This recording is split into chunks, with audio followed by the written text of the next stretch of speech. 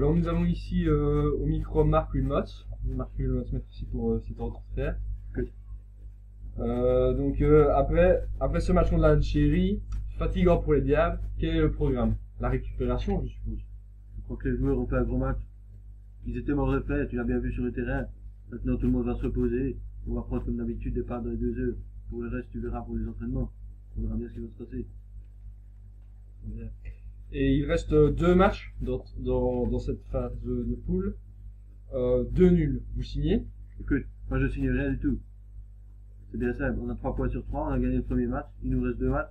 Si on a gagné les 2, on est qualifié. Si on peut prendre les 2, on prend les 2. Tu verras bien sur le terrain. Et concernant la... Tu comprends? Oui. Mais concernant je revenais à la composition de l'équipe. Est-ce que vous allez garder la même équipe pour affronter la Russie? Tu patientes encore 2-3 jours et tu verras bien au moment du match la composition d'équipe.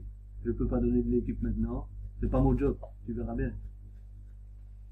Et dans cette équipe de Russie, le coach c'est évidemment Fabio Capello, avec un grand palmarès. Fabio Capello, c'est des années d'expérience au plus haut niveau.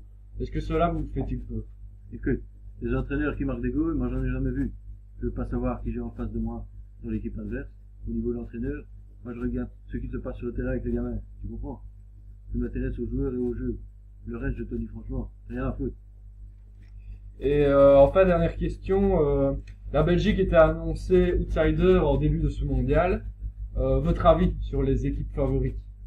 Quand tu as des équipes qui doivent gagner la Coupe du Monde, tu prends le Brésil, tu prends l'Allemagne, tu prends l'Espagne et l'Argentine. Et nous autres, on a pour rôle de mettre un peu de bazar dans tout ça. Écoute, c'est un rôle qui me plaît, on va essayer de mettre le bazar. On verra bien comment ça se passe. Alors, Kalilou, 2 grandes stars qui ont déçu dans ce mondial, ce sont Suarez et Cristiano Ronaldo. Premièrement, que pensez-vous de Suarez? Luis Suarez, je crois que c'est un grand attaquant. Il a déjà montré au début de la Coupe du Monde quand il était toujours là. Et on l'a vu sur certaines phases de jeu. Dès qu'il touche le ballon, il sait déjà où il va la mettre. Il n'a pas besoin de se retourner parce qu'il sait où est le goal. Et ça, c'est vraiment un signe des grands attaquants. Et quand il a marqué le 2e goal contre l'Angleterre, dès qu'il se retourne, il fusille le gardien anglais Joe Hart, on le voit sur la vidéo. Il fusille le gardien anglais Joe Hart, c'est un tueur. Et je crois que Cristiano, c'est aussi un grand attaquant. Il a cette capacité à marquer de la tête, à se matcher la balle. Il a des courses qui sont terribles. C'est un type qui peut te faire une vitesse de pointe phénoménale. C'est un tueur. Kalilou, nous avons assisté ce soir à la déroute brésilienne face à une grande équipe allemande. Votre analyse sur ce match? Je crois que ce soir, on a vu une grande équipe d'Allemagne, parfaitement organisée sur le terrain, avec une ligne de défense parfaitement alignée, qui joue superbement le piège du hors-jeu. Et les Brésiliens se sont fait avoir ce piège-là. Et au niveau de l'attaque, sur les côtés, on a eu sans cesse des dédoublements avec Müller, Klose et Götze. Et c'est Joachim Löw, l'entraîneur qui organise cette équipe, qui fait ça à merveille.